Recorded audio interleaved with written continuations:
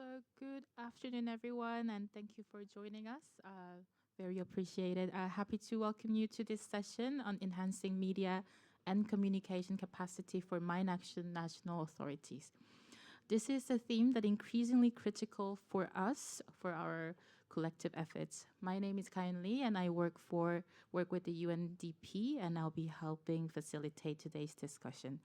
So before we dive in, I would like to introduce our panels. So Ms. Laura Collier, GICHD Communication Manager, Mr. Patrick Nicholson, UNDP Communications Advisor, and Mr. Rolando Gomez, Chief of Press and External Relations Section of UNIS. So they will walk us through some communication fundamentals, and they will start with a short presentation on why communication matters. So I will give the floor to Laura and Patrick. Thank you.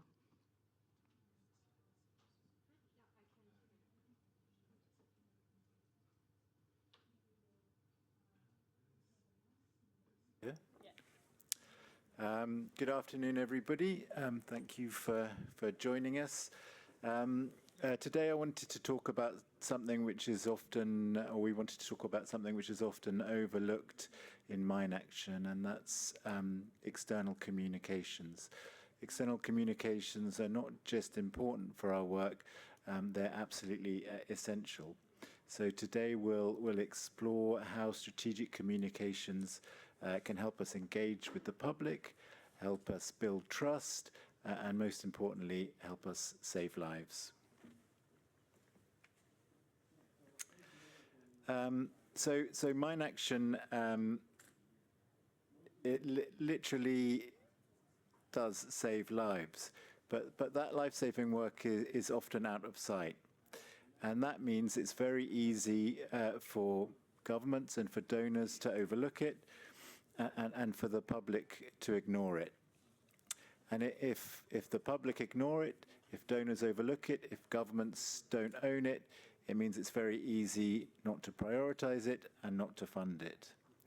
Good communications can change all of that. And this isn't just fluff, it's a force multiplier. When done well, strategic communications can be an advantage for all our mine action work and help our operations to succeed. The good news is that we already have a really powerful story. We're not just selling a product, we're helping remove weapons of war. You're all making villages and farmlands and schools safe.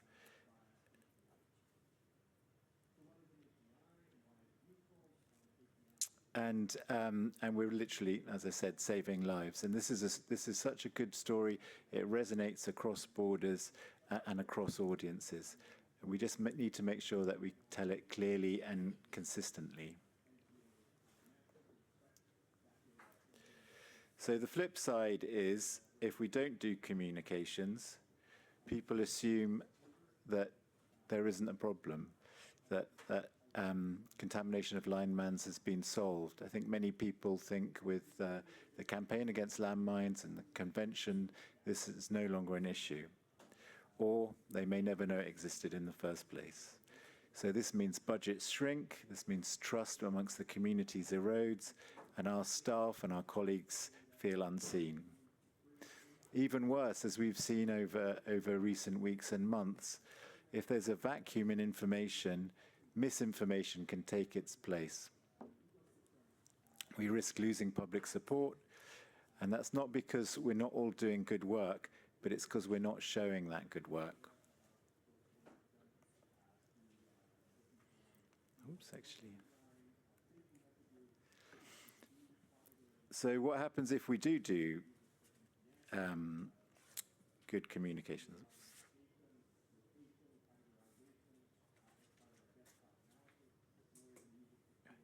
So when communications are going well, this is what we gain. Ministries support our work, donors see our value and scale up support, and communities trust our teams. The morale of our staff goes up because people see that their work is being recognized. And it also makes coordination much easier. If other actors, other stakeholders know what we're doing, and they know how to align with the work of national mine action authorities.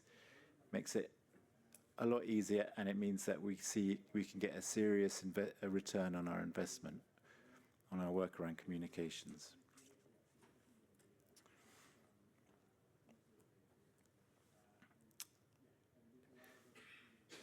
So we're talking to, as all communication strategies have, it's very important to know who your audiences are and know how to tailor your messages to your specific audiences.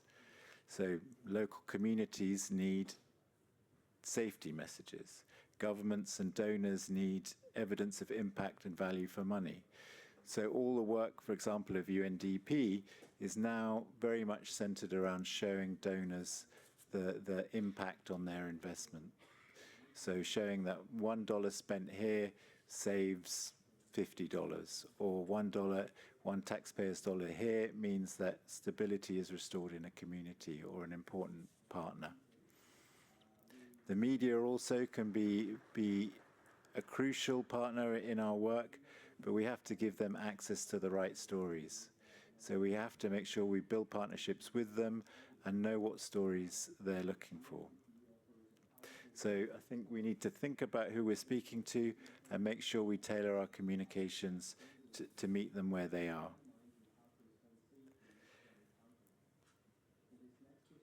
So this, as we know,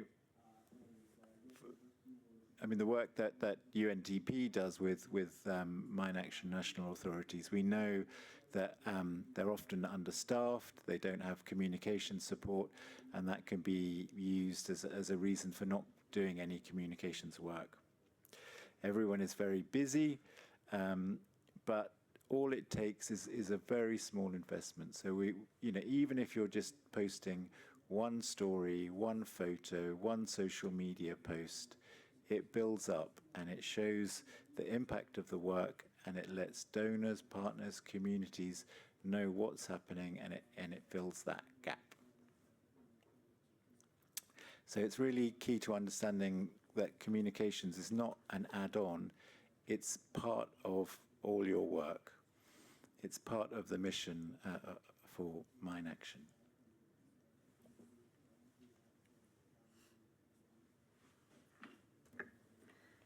Hi, everyone. Sound, I think, is okay. We're getting a little bit of sound from here, so hope everybody is extra energetic and ready to work with us here. Thank you, Patrick, for the good introduction. I think, as we've heard this morning, as we're all very aware, times are changing. Funding is less and less secure. There's more contamination, and I really hope that we can give you some practical tips during this session that will help you get your story and your messages out in a way that's useful for you. Let's talk a little bit about how to get started, because I know that I can't believe anybody in this room would say, oh, we're over-resourced, we have tons of time. I'm sure most of your teams are doing extra jobs, you already feel you're at capacity. So what are some ways that you can already build this into the work that you're doing and make it seem manageable?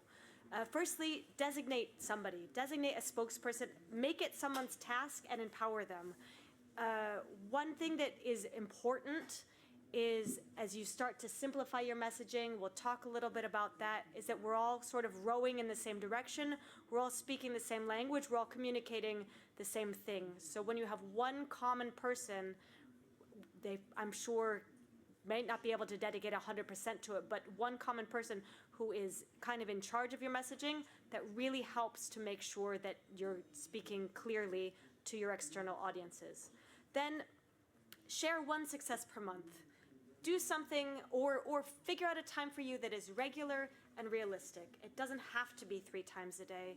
In fact, nowadays with social media, we're even seeing that there's a less is more trend. We would rather have one good message a week or a month that's regular, that's clear, that's meaningful, than a million things that you end up not actually being able to do and that just fall off. So start small, start regular, be realistic. Then, okay, where do I communicate? I don't have a big email list. I don't have a big public forum. look at the platforms that already exist. Try social media. Have a think about what Patrick said. Pick out a few of your key audiences, whether it's your donors, whether it's your government, whether you want to try to get more public, and say, I know a lot of people in my area use Facebook. I know most of the people in my sector are on LinkedIn, and focus on something that already exists. Don't reinvent the wheel. Then if you're just starting out or you want to expand your reach, don't be alone. Social media is called social media because you're not alone in it. Reach out to partners, reach out to friends, see who has more followers. Mind Action, we are talking so much over these next 2 days, 2.5 days, about how connected we are to other agendas, about how important this is. It's not just about the technical part, it's about the human aspect. Make those connections and help others help you. They will be helped in return. The next thing is a few key messages. What does that look like? Well, a good message keeps people at the heart. You want to be clear. You want to remember that this is relating about the people you work for. So we're talking about the affected communities. We're talking about if the deminers. We're talking about the different organizations in your sort of ecosystem. Who do you work with? Who are your partners? Who is your staff? Think about that. Think about what messages they have to communicate, what stories they have to tell, and think about who you're connecting to. What you tell to another ministry might be slightly different from what you want to tell to a journalist, might be slightly different from what you want your internal people to know. So always remember that people need to be at the heart of your messaging. The next thing, and you see, if we look about focusing on impact, all right, this is who I'm working for. What have we actually been doing? This is also who I'm working with. How can you celebrate successes in your team? Show a human side. Okay, we cleared some land. Right. What does this mean to a person? Well, children can go outside and play again because before it wasn't safe. And think about, as you're connecting to a broader audience, what will resonate with them. We're building a safer Cambodia. Get people on board with you, right? What we need to avoid, and this is something that all of us do, and it's very easy to slip into, is this overly technical language. Sometimes I find, I'm at the GICHD, we have a lot of very qualified people, and it's difficult to remember that when we're communicating, it's not a legal document. You know, we need to be simple. So, of course, we want to be factually correct, but we maybe don't have to be completely precise. So where is that level where we can say, this is true, but we don't have to explain all of the technical and possible implications. We just need to get it out so people will have a basic understanding. A good way to think about doing this is think, how do you talk about it to your family? How do you talk about it to someone you don't know? I think about how do I tell it to my mother? So that can really, and that's actually a good sounding board, is tell it to somebody who has no idea about Mind Action, and see what resonates as well. It's a good test. Also see what you're excited about. When I tell my mother, when I get excited about my work, what I'm really proud about, those are often really good key messages as well for your more general audiences. The other thing is, don't be afraid. We have our media expert here, Zelda Chauvet, who will come and help us a little bit at the end of the session on some media training. We don't need to be afraid to communicate. I know that sometimes it can feel like that, but there's always something you can say. There's always a solution. And if there's a crisis situation, sure, maybe you don't want to over-communicate. Maybe you want to be smart about it. I just think that it's better to say, I'm going to approach this from a positive way than from fear. So what does this look like? Well, I think a big part of good messaging is telling a story. And a story can be short or a story can be long.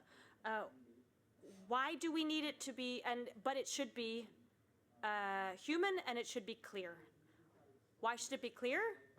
Well, recent studies over the past few years from communications say that every day, you know, we're on our phones, we're on our computer, we're reading the news on the internet. We essentially consume the equivalent of over 235 full pages of content in a day.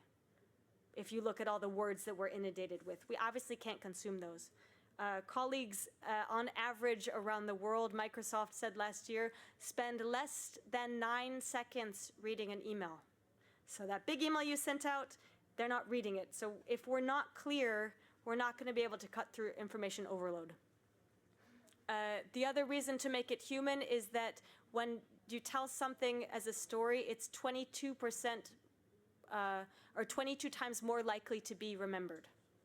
It's because when humans hear something about a human, they do brain scans, it activates another part of your brain. It activates more parts of your brain than if you just explain it. If you can relate it in a human way, more parts of your brain are actually activated. And I think we can all relate to this if you had a great teacher at some point, or that neighbor who always had the best stories and you remember them years later. You can't remember the conversation you had last week, but you remember a story that a teacher told 30 years ago. So really, this is just how our brains are wired. So how do we do it? Well, if we keep it simple, go to the base, right? What did our team do? We cleared 50,000 square meters in Coinetra. Okay, but what does that mean? Ask yourself, so what?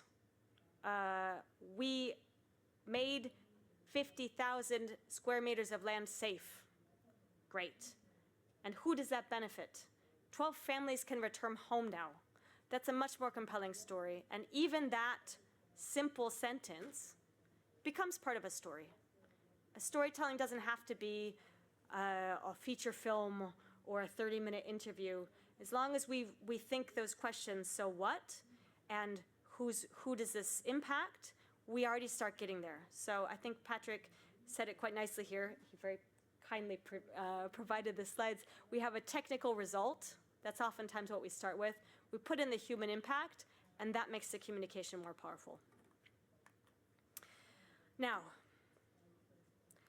also, keep in mind what I said before, we are not alone in this. Communications doesn't happen alone. The communication is who's sending the message, what the message is, and who's receiving. If more of us are sending the message, then the message will be more heard. So lean in. You have UNDP here, you have GICHD. UNMAS also helped prepare this panel. We have Rolanda from UN Information Service, who's going to talk about how you can partner with them. You have, I'm sure, NGOs that you're working with. You have your national governments. Just don't be afraid to reach out. And the same thing, if you're understaffed or under-resourced, getting that story is the first step. So as we remember here, the point, what's bringing us here, the whole week is about safe futures starting here. We're not just here clearing mines. We're not here talking about the technical part. We're talking about building peace. We're talking about restoring land to productive use, and we're talking about keeping people safe. So I think hopefully you can help us let the world know about that. I will pass over to Rolando Gomez now, who's from the UN Information Service, to talk a little bit about how we can connect with them. Thank you. Thanks. Shall I take the Yes, that's great.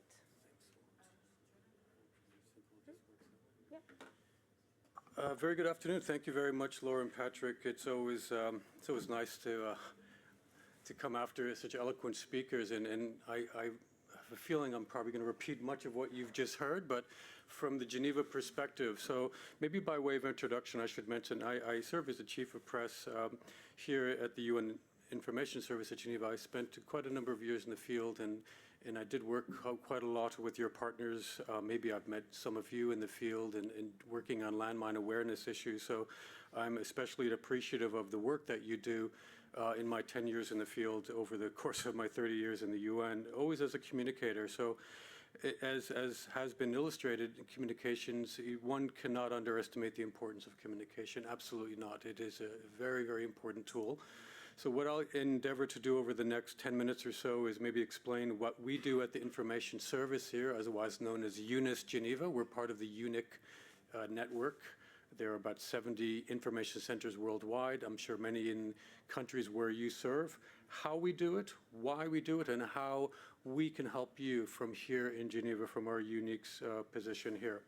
So again, I'm going to repeat some of the things which we heard, very important things said, powerful stories, saving lives, misinformation, just taking notes, less is more, human side, keeping it simple. All these things are definitely very, very important messages. So I'll explain a little bit over the next few minutes how we do that here.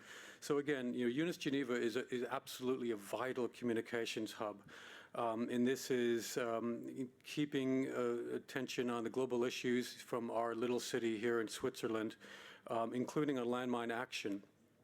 Now, our role here is largely twofold.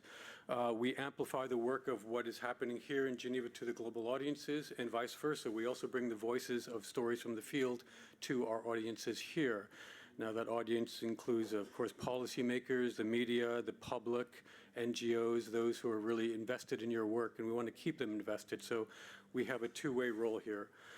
We do this through a number of very important tools. We do this through a range of communication services, which I'm going to walk you through over the next few minutes, ways that you can engage with decision makers, the media, and the public.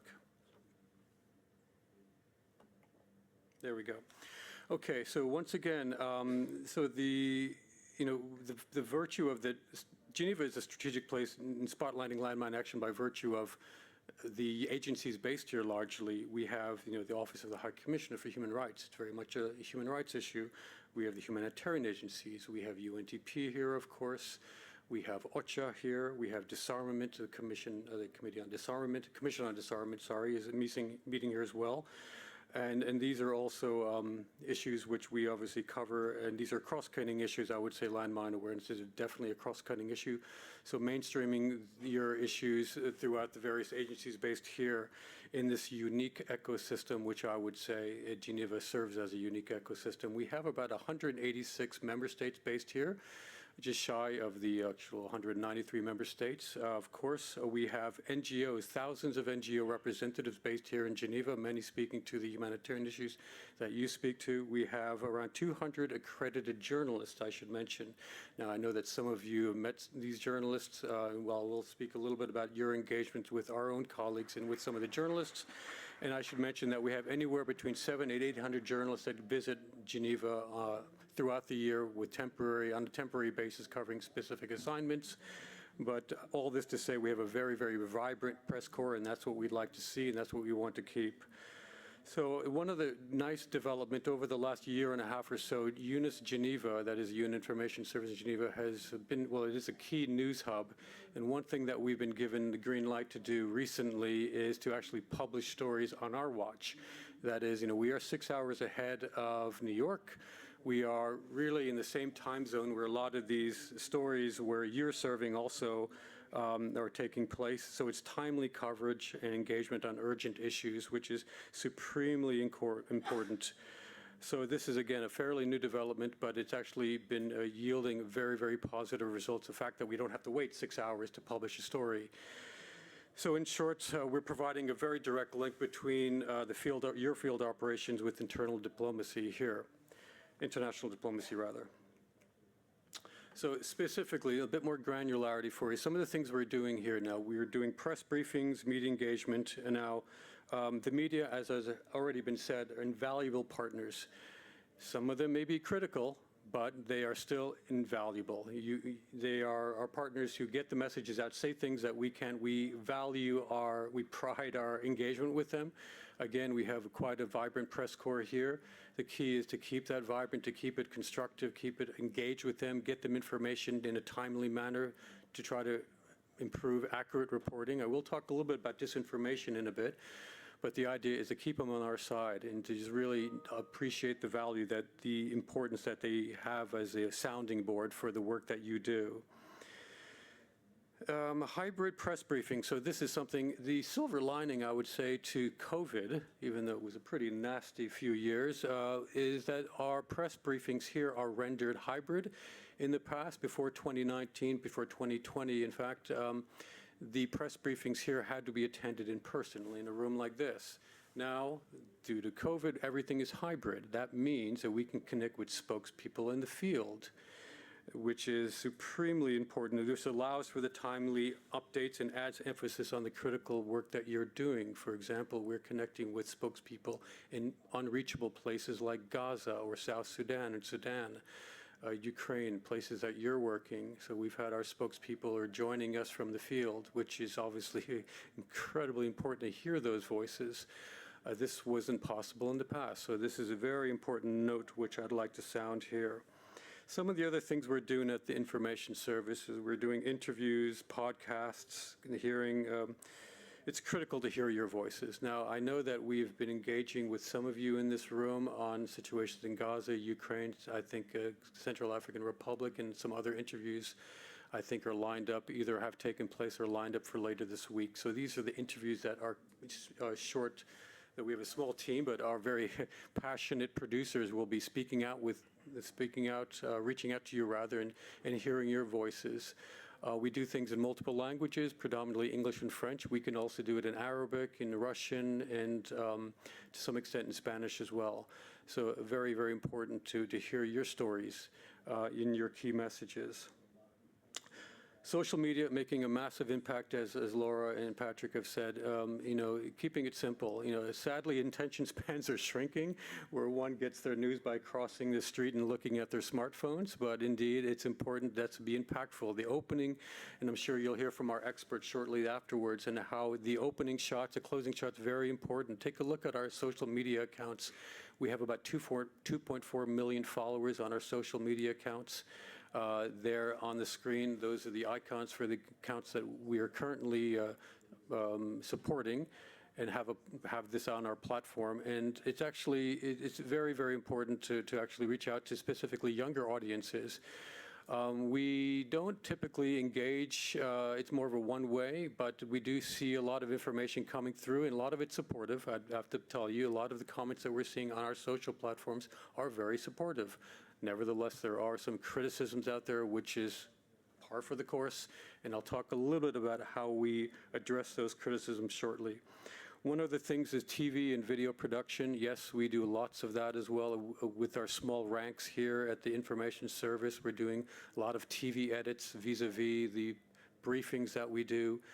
If you have footage that you want to share with us, we will certainly try to incorporate that into our short videos, either in a short format or a longer format, but that's something that we are doing wholeheartedly.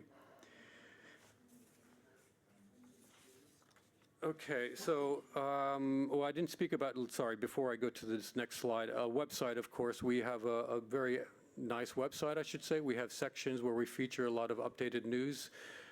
This is just one picture that we actually had featured on our website recently, vis-a-vis, I think this was last year at the UNMAS gathering last year. We had some photographs that we had featured, and we did some nice stories that we featured on our website, and we'll certainly be doing the same this week.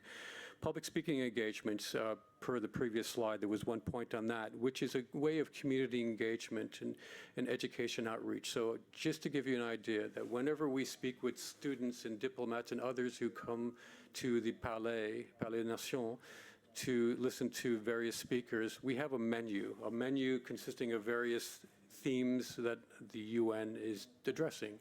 Obviously, the three main pillars, but we have an aspect on UNMAS, on the work of your work, Mine Action Service. So we'll often have a speaker to talk about the scourge of landmines. And one thing that's very important is whenever I'm giving these presentations, the comments we receive from even young students, it's really good to take the temperature and hear what's on their mind.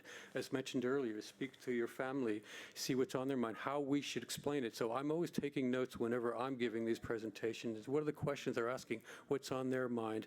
I would encourage you to do the same. What are the local communities in your areas asking you? What would they like to hear more of? Take note and tailor your messages accordingly. So on this slide, again, specific messaging. Laura addressed the specific messagings. Of course, we have to tailor our messages from time to time. by virtue of the fact that we have these UN agencies based here and offices such as the Human Rights Office and others, they'll obviously have specific focuses.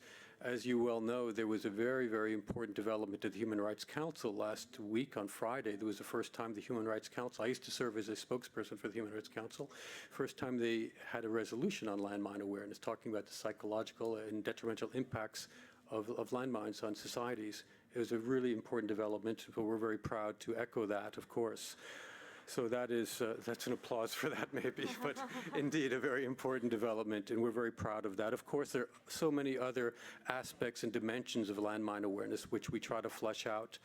One thing we do regularly is reach out to our partners in the field as well. Whenever there is a meeting taking place here in Geneva, I mentioned the twofold approach. For example, if there is a universal periodic review taking place, you may be familiar with the universal periodic review process. It's a human rights review process, and landmines have actually been increasingly focused on in many of the recommendations vis-a-vis this UPR process. So when that happens, we make sure that the countries concerned, our constituents in the field, are made aware of this and generates a lot of reporting on the ground. So this is the twofold approach that we're speaking to.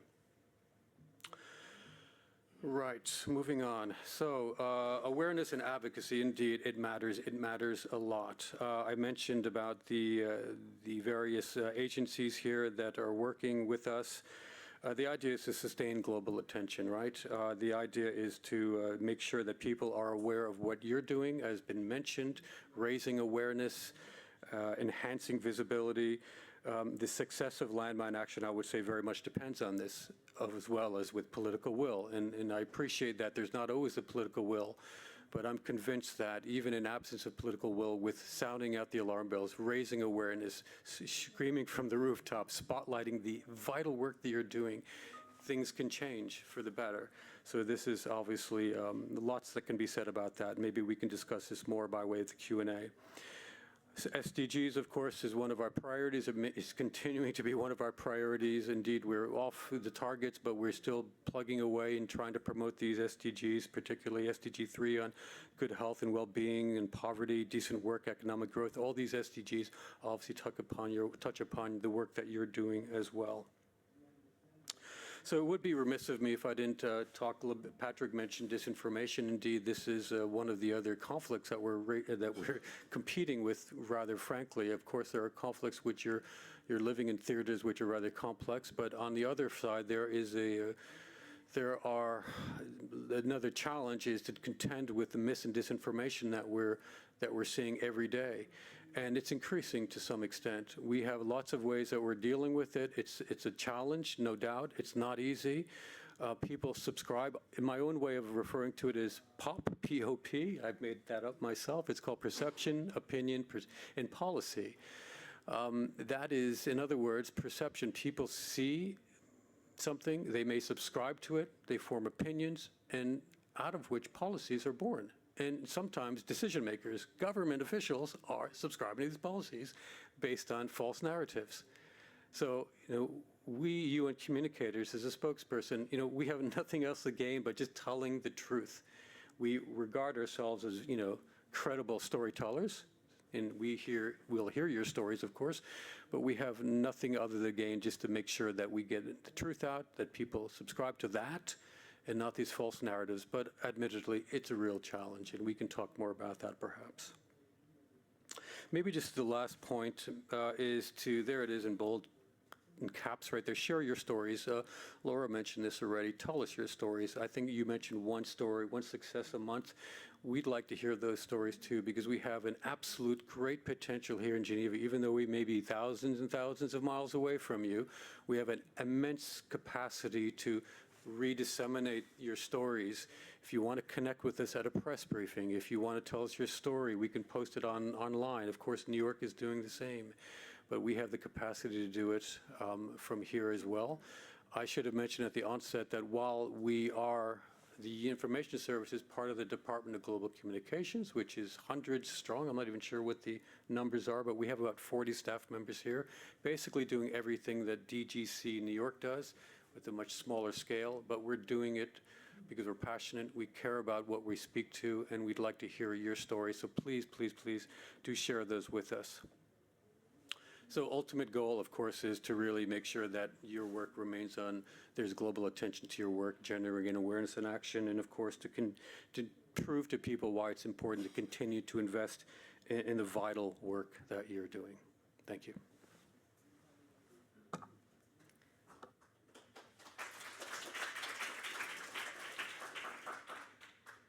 All right. I am very conscientious of time, and what I would like to do is maybe, if we're okay, skip the questions right now and go. We're going to have a more discussion with the room. Maybe we can blend those two sections together. Can I ask everybody if you have your phones? I don't know if you've all used Slido before, but we're going to just do a few little polls online. So if you could scan the QR code. Just to see how we're doing. Go ahead there, it should take you right to the event.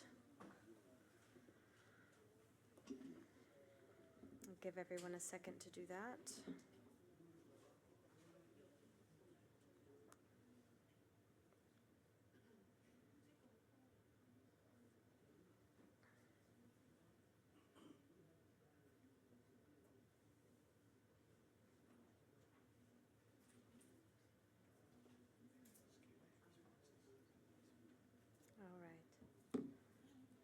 Oops. Well, that was exciting. Yeah, so hopefully everybody got in. Yep. Ooh, okay. I'm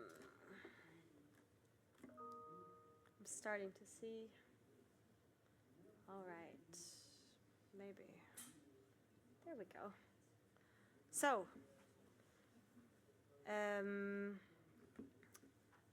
I see a lot of you in the room say you are doing lots of communications work. That's very interesting. So we are at 3.6 here. Most people between kind of that mid-level and a lot of work, which is probably why you're here. I think if you weren't doing any, you wouldn't be here. I think I had one before. This was supposed to be the first one, but I still think it's relevant. It's the end of the day. How energized are we feeling? Are we yawning? Or are we excited? And yeah, that's fair enough. I think I'm somewhere in between as well. So we're on a 3. I really appreciate you being here. If we're on just a 3, I know it's the end of a long day. But thank you for coming, and thanks for telling us how you're feeling. Now that I know how you're feeling, but I also know that you're doing a fair amount of work, I'm going to ask you to do a little bit of work for me. We're going to create a word cloud.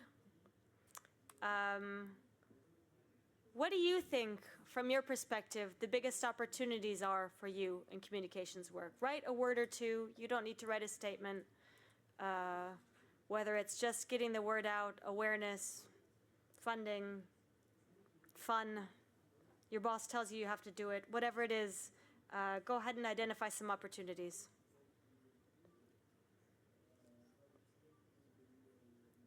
And kind of maybe think about what you'd like to get out of it, what you hope comms can do for you.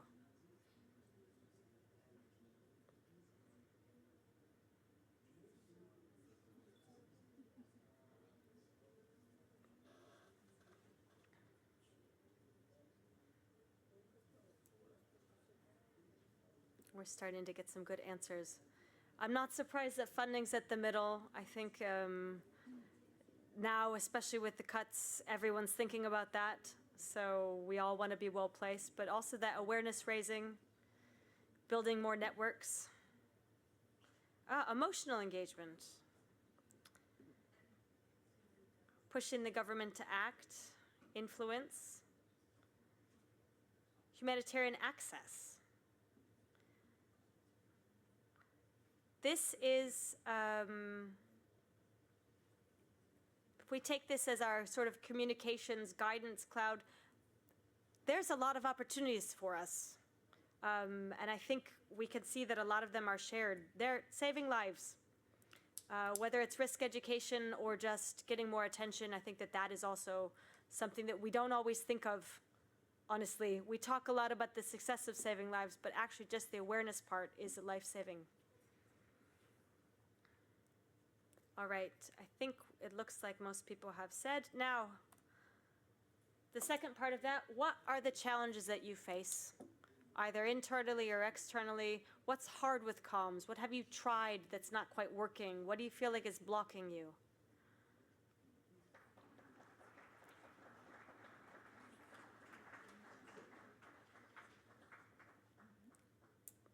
Resources.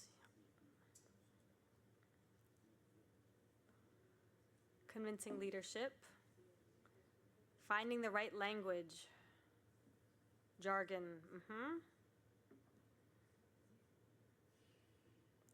That behavior change element.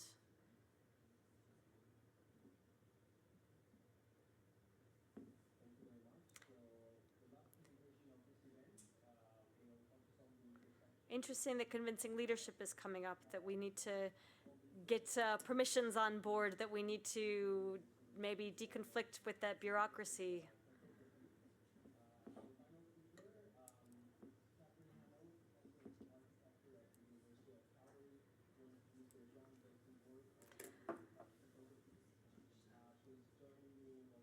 So I think we have a few more people typing in. We appreciate that.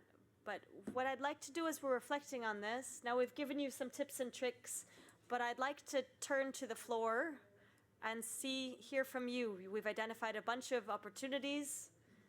Seems like there are several that are shared. We're looking at some shared, even similar challenges if we group them together. None of these really surprise me too much, but I'm wondering if there's anyone who can just tell a little bit about what you've done that's worked, or a challenge that you've had to overcome, especially from the national director perspective. When you think of comms, what are the opportunities that you see? What have you tried? What would you like to see more of? I know we're all in that 3 out of 5 on energy, but in the back? Yeah, go ahead. If you could just introduce yourself, please. Of course. I don't know. Can you hear me? Yeah. Hi, everybody. My name is Ida Burnett-Cargill. I'm the Syria Mine Action AOR co-coordinator. And certainly in Syria, one of the biggest challenges in communicating was the complicated context. But at the same time, we have been, as a sector, extremely technical. So we are very much I wouldn't say abusing, but not using enough the opportunity to say the human story behind it. And so because of all the technicalities, it has also been extremely difficult to convince some of the colleagues from our own sector in protection that we matter, actually, that we save lives. So one of the things that we have done as a sector is really to simplify it in a way that literally says bombs fall, bombs don't explode. We don't remove them, bombs still there. In that really simple matter. But we haven't, I mean, unfortunately, we're also extremely underfunded, so that we don't really have the capacity to engage a communication person, somebody who is dedicated. So that has kind of, within the capacities that we have, it was really to simplify the message. So I would stop there. No, thank you. That's a great reflection and very clear. I appreciate that. And I know it's not easy to get down to that. Hopefully you'll find the right channels to keep getting that out. Hi everyone. Thank you for this opportunity. I'm Naimuddin, Director, National Mine Action Center of Sri Lanka. And everybody knows that Sri Lanka had a conflict, and the conflict ended in 2009. Still, we are continuing these demining activities. The first question been asked by the internally inside the government and also outside, and why still you are continuing these mine action activities, because the war ended in 2009.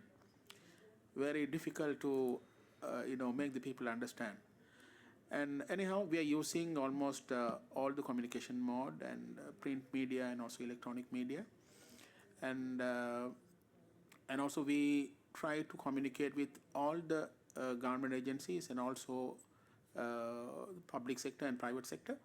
And we have a very good system of communication, and at the grassroots level, there are officials.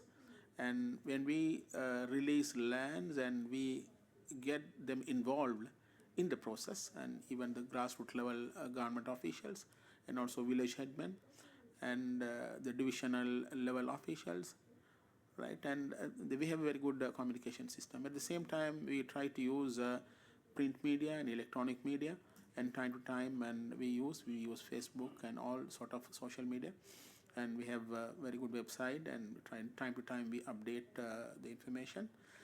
And the biggest challenge what we're having is the internal conflict of course. It was limited to north and east of the Sri Lanka, but in other part of the island, it is very difficult to make them understand what is happening in the north and east. And in order to get the government fund, of course, we have to convince the top level officials to get more fund.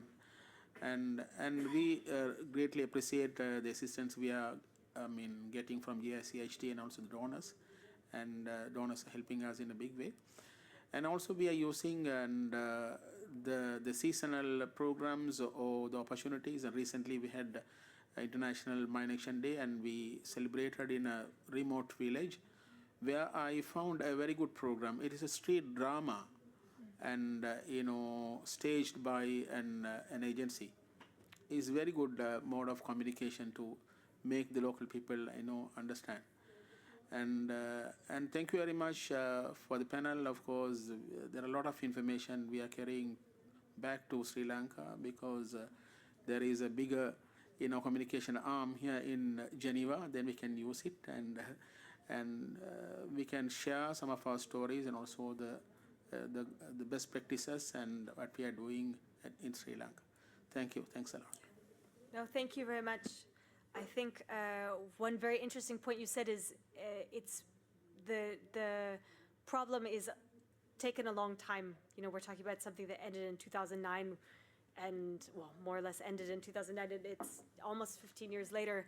How do you keep that momentum up? And I think that's a challenge that many of us have faced or are facing in the room. And I think also a good point is the 4th of April. The 4th of April is our International Day. We don't always as a sector come together, but International Days can be a really good moment to build on some momentum. So appreciate that reflection. Oh, would you like to go ahead? Actually, before you start, can I just say we have about 10 minutes left. We would still like to speak a little bit. I don't want to cut the conversation off. Can everyone stay for an extra 10 or 15 minutes? Are we happy with that? Okay, good. Please. Good afternoon, everyone. I'm Natalie, consultant for Colombia.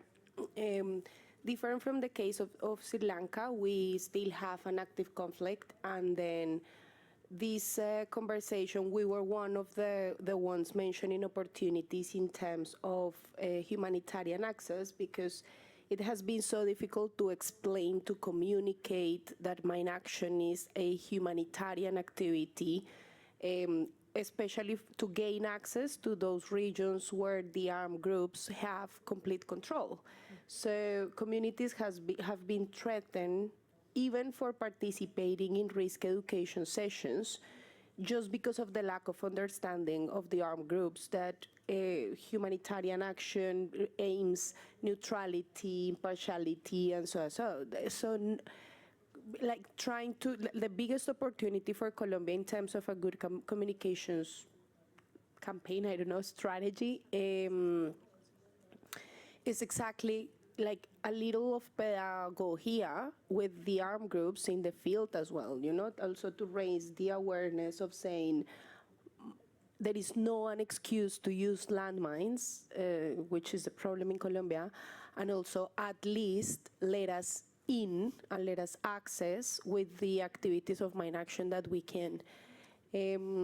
However, as mentioned before, like all in the first slides where you were saying all the reasons why people wouldn't do communication strategy, we tick all those boxes, and it's been so difficult to change that mentality in Colombia. No, thank you, Natalie. That's an interesting point and I think probably a reality in a lot of places, and probably a place where partnerships can be helpful. But if you can get over that first hump of actually changing the minds, even internally, to figure out how you do it. So, interesting story. Kayun? Hi, I'm Kayun Lee, currently working with UNDP HQ, but I'm originally seconded from Korean Ministry of Foreign Affairs. So I might want to add just one more point from different perspective. So donors would really also like to have good stories from the perspective of your field, because the embassies in the field are also struggling with communication. And then good stories from the field with appreciation of the donor to the donor would be also very helpful for them to reach out to their taxpayers, internal, their domestic audience, to showcase how the project is doing in the field and how much it is appreciated. So this is incredibly important, and I could see the importance more and more, especially the funding is getting shorter, and then even the donor has to really show the internal audience that what they are doing and how much it is effective in terms and from the different perspective. Thank you. No, thank you very much. I'm conscious of time. I don't know if Patrick or Rolando, you'd like to say any follow-up. Otherwise, I'll turn over to Zelda to move us on. Are we okay? May I just Yes, say please. one? I Please, know. please. Sorry, I can't resist because the feedback that I've just heard, and I appreciate that. You know, I guess show of hands. Do anyone have? And in your offices, is there a dedicated communications people in your offices where you work? There's one, two. Okay, yours doesn't count. Okay, I don't know why, but she works with me. Okay, that doesn't count.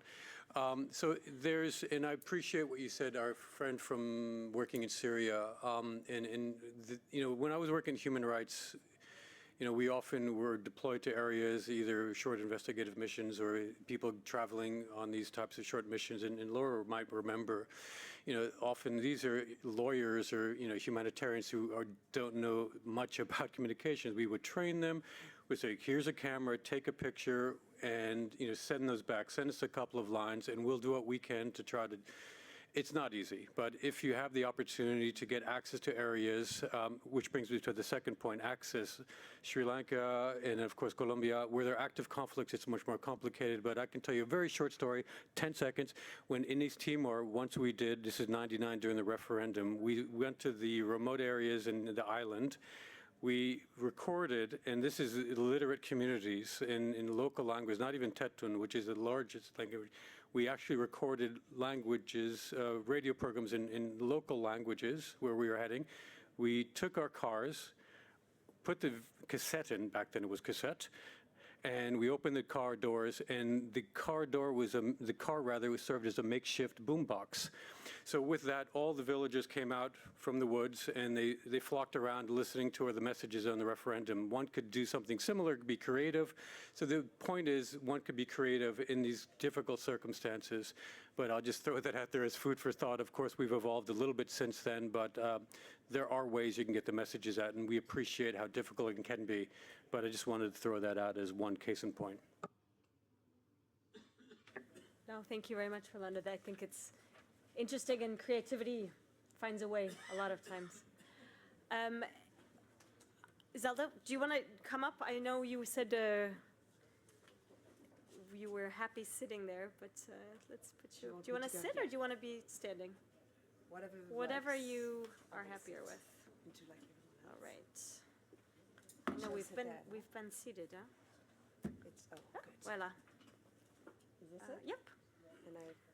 So Zelda Lovely. Chauvet is a media expert who works with the GICHD, who will be here today and tomorrow, who's going to take over a little on media training. So we've heard a lot about why communication is important, but the thing is you can actually be trained to get your messages out. You can actually train yourselves to how to tell the best story possible. And that's something I do. I used to be a journalist on TV and radio. Now I'm a film producer, but still can see how if you just get the right information and you get the right setup and you know what to do and how to do it, how much easier it gets. So that's why I'm here. I'm going to go very quickly. I might repeat what the other people have said, but I think if you hear it 3 times, it might actually stick. So why is media training important to you? Do you hear me? Because I don't hear myself. Is that good? Okay, good. And I'm trying to be as energetic as I can because I'm really the last here today. It's important first in terms of image and messages, because today media coverage is absolutely inevitable. It's not just a traditional media, it's social everywhere. So any video can go viral on Facebook, TikTok, LinkedIn, whatever. So everything can become public in a matter of seconds. What has been said is that the media amplifies your voice. It allows you to reach a wide message. And when I say media, I talk media in general. It's not just TV anymore. You'd really have to consider it in the larger sense. And it allows you also, in terms of image and messages, to stay in control of what you're going to say, and to make sure that what you want to say is going to reach the right audience with the right wording, and avoid what has been talked about a little, misinterpretation and misunderstanding, or worse, misinformation, and be used against you. You can also, it's important to be trained because you can actually meet expectations. I used to be a journalist. Believe you me, we do have expectations. We do have constraints because you have a limited time. We need like something in 3 minutes, and 3 minutes is a long time on TV when it's not 30 seconds. So how are you going to convey a message in 30 seconds if you're not prepared for it? And also, they're always going to look for the punchy statement. And the thing is, they might select something that you don't like at all, but the thing is, they find it catchy, so that's what they're going to keep. So it's better to actually control what you're going to say and how you're going to say it. And also, it's important to become a credible and relatable, competent speaker. Once you're trained, but you can actually understand what is expected from you. It can go easy, it can be maybe not always nice, because it's always a bit uncomfortable to be in front of a camera, but still, it can be actually a nice time because you can develop a relation also with the media, and they actually become your partners, as has been said before. Then, of course, we want the maximum impact, because it helps you. Being trained or preparing yourself helps you to structure messages so they can be memorable and convincing, because that's what you want. You want people to actually remember what you say, and you want people to be engaged and convinced. It helps you also to get your messages accessible. We have talked about being more simple. Simple doesn't mean that it's not intellectually challenging. It just means that it's understandable by a larger audience, and sometimes it's not oversimplifying. It just means accessible and understood. You can also create an emotional impact. I'm going to talk about that a bit later, because that's how we connect. We've talked about it. As soon as we talk about human condition, all of us can relate. I can relate to what you do, even though I'm not in your field, because we talk about people. And then also it helps you reach your communication objectives. Then it allows you to avoid traps. Misinterpretation leads to misinformation and, controversy or whatever it can lead to.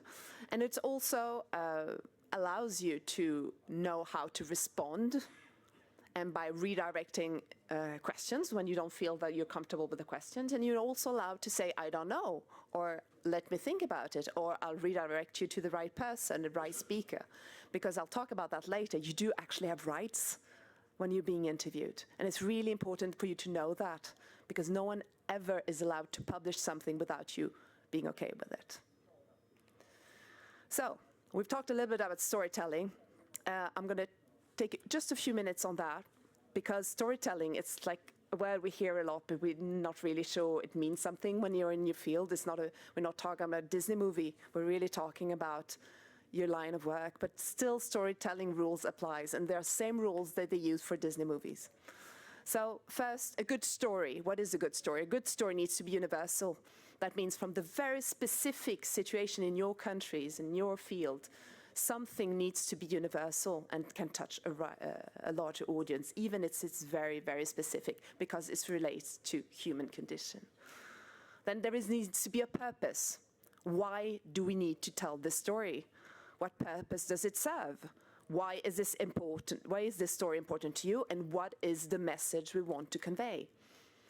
And then there is the hero. So we're not talking about superheroes, but in a way we are in your field. The hero is a person we can actually relate to, someone we can create an emotional link, feel some empathy, and feel that, you know, it's more than just what we see. And if we can talk about their journey, then it makes it so much more special. We've talked about emotions. We need to be moved. We need to feel the emotions, because I know that most funders do actually make a decision on emotions and not just intellectually because they think it's a good thing to actually fund. Because if they feel moved, they will make sure that you get the funds. So don't underestimate the importance of emotions. Of course, it's not enough, but it does play a big role. When you tell a story, don't reveal everything from the start. Keep the people hanging a little. Bring them on your journey. Just make it exciting. Make it engaging. Don't be afraid of surprising them a little. And then, of course, keep it simple, because in the end, that's what matters. This is a fact, and this is where I'm going. Key messages. So before every time you want to speak publicly, speak to the media, and you need to know what you're going to speak about. And key messages, there is a rule: never have more than 3 key messages, because otherwise people are just going to, you know, I guess, how do you call it, drown in information. And information is key. Information is power, and information is really a big tool for us. So it helps, again, avoid misunderstanding and misinterpretations. So how do you define key messages? So what is your main message? Why is it important? What do you want the audience to remember after your speech? And for each message is really, what do I want to say? What's the main idea? Why is it important? What's the justification of it? And how can I prove it? Fact, data, example. And I'm giving you this because this is something you can actually prepare for. If you prepare, you don't need to write a whole speech, but if you have the main idea in mind, if you know why you're telling it and why it's important and how you can actually prove it, then it will come out much more natural, but you need to prepare for it. So there are a few challenges when it comes to key messages. First, it needs to be clear. That meaning, especially in your field, depending on the complexity of the subject and the theme you're going to talk about, it's complicated to not fall into, you know, the complex explanations. So you need to make it simple, clear, so you can reach the largest audience as possible. I usually say, talk to me as if I was a 5-year-old child. And it's not reducing. It's really, I mean, I've said that to physicists at CERN, and they felt a bit uncomfortable, but, you know, what are we going to do? You want to be understood, because that's how you're going to make a change. You want the message to be relevant. You're not going to talk in the same way at a conference like this one, or when you talk to a community, a local community, or when you're going to talk on the 8 o'clock news. So think of the audiences. Think of who you're going to address your messages to. And you want the message to be memorable. You want people to remember what you're saying. So that's, again, making an impression, using the storytelling tools you have, and really having an impact. I talked about the interview and the fact that there are actually rules. And I know interviews can be scary, and I'm still scared when I'm being interviewed, which is kind of funny, as I've interviewed a lot of people. But still, it's important to know that you do have rules, that you have a right to talk or not, that nothing is mandatory in any kind of way. But by knowing that, that means that you kind of take your power back and you know where you stand when you're being interviewed. The first is, you're allowed to ask for questions in advance. You're allowed to know what the interview is going to be about. Absolutely. People might not give you the question, all of the questions, but they might at least give you a direction so you can prepare yourself. Because preparation is key. It's not just the journalist who needs to be prepared. You need to be prepared as well. I talked about the key messages. You need to have your facts. You need to have your numbers. Don't hesitate to have them on a sheet of paper. Don't write your answers because that's the worst. It's really not natural. But if you have a key pointers that that can be reassuring and you know where you're going, that's good, and that's being prepared. And you're allowed to say no. You're allowed not to answer. No one is forcing you. And if you're not comfortable, you don't answer. And you really, really need to be comfortable with that. And you might not be the best person to actually give an answer. And if that's the case, you need to redirect the question to the right person. And be very aware there is a difference between a personal opinion and an organization's direction.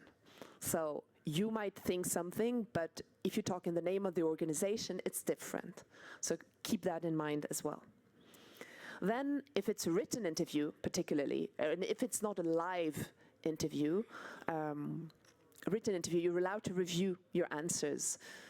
No one is allowed to quote you if your answers are, if the wording is not correct for you.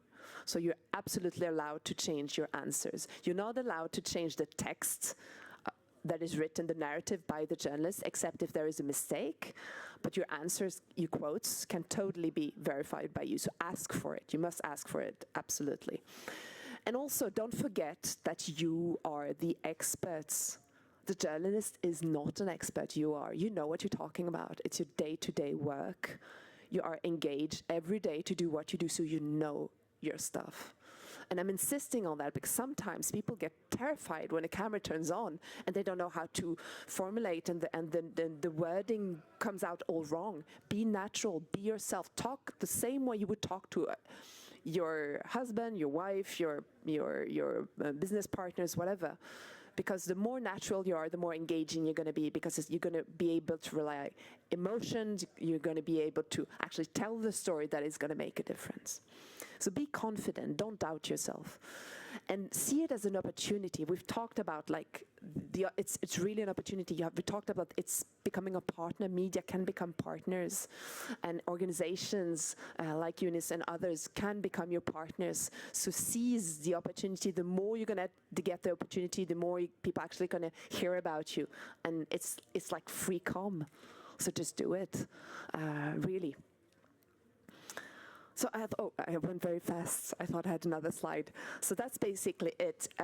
Just for you, so this was kind of an introduction. We are having 2 session workshops tomorrow at lunch and 2 on Friday. So it's an 8 people group. We're gonna set up a studio here in the building. I don't know exactly where. But if you want to register and try it out and feel the live interview after what we've talked about, please register with Ines over there and sign up on the paper, and she'll explain where it takes place. I'd be glad to see you tomorrow and see, if any questions you might have. There are no stupid questions. They're all very useful for me and for you. Thank you very much.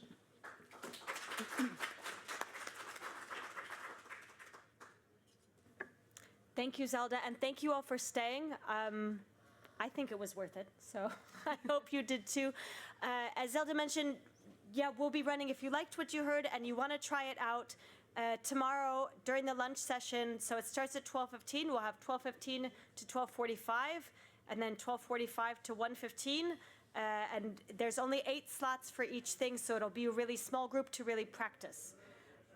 Before we conclude, are there any questions? Besides, where is the reception? To which I will say, I'm not sure. But anything? All right. Any final parting thoughts, parting words? Me. Well, thank you again. Please, yeah, please.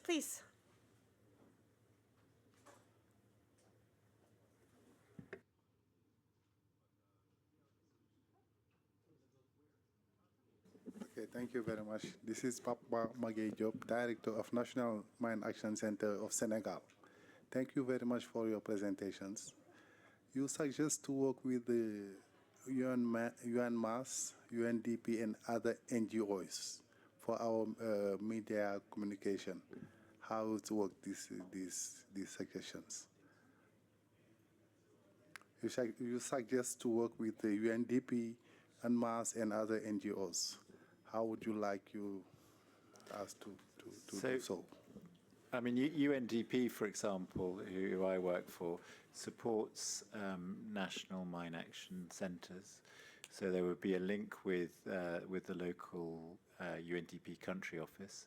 And so it would just really be to reach out to your focal point within UNDP and say, and that they might well have a communications person in the country or regionally, and say we need support on this, or we need your help in amplifying this, and then once you've established that relationship, we can work together to ensure that either we provide training, or if you're already producing communications content, that we can amplify it. So that's something that we did, that I did just this month in Lebanon with the Lebanese Mine Action Center, is help them amplify their messaging for Mine Action Day globally. So it's simple as that, really. I think the same from the GICHD side. For example, if we're working with you, or even if we're not, just to reach out, we're really always looking to have just more voices from places that are affected, to understand what's working, to understand what the challenges are, and to continue that discourse, because being here in Geneva, we depend on our partners. So it's just establishing that first contact, and then seeing where the sort of synergies could be. Thank you. Short, please. Hello, just a quick question about the great work that UNIS Geneva does. I guess that all that partnership and all that work has to be in English, or perhaps in other languages, because one obstacle that we face with the Colombian National Authority, and one obstacle we have is like all orphan content is in Spanish, and to get to other audiences in donor countries, perhaps, well, the language barrier is something to consider in those cases. Thank you. Normally, we do things in English, in French here. However, as I mentioned in my presentation, we do have some capacity. I'm a Spanish speaker, and we have others who speak Spanish who could do things with you. If you provide us the content, we buy all the products of the UN should also be rendered accessible. So that means captions. So if you have content you want to share with us in local languages, be it Spanish, Arabic, whatever, we would need to put captions in any case. But we can certainly work with you with anything that you produce. We have an office, as you know, in Bogota, and there is a lot of communications capacity there, so you could also work with them to get more training. But certainly we could repurpose some of your material in Spanish with the caveat that it would also be captioned in English and French. Gracias. All right. Well, we've gone over by 17 minutes. I really appreciate the discussion. Please come and see Ines. She's right there signing everybody up. It'd be great to practice with you, and happy to connect over the next 2 days as well. Thank you.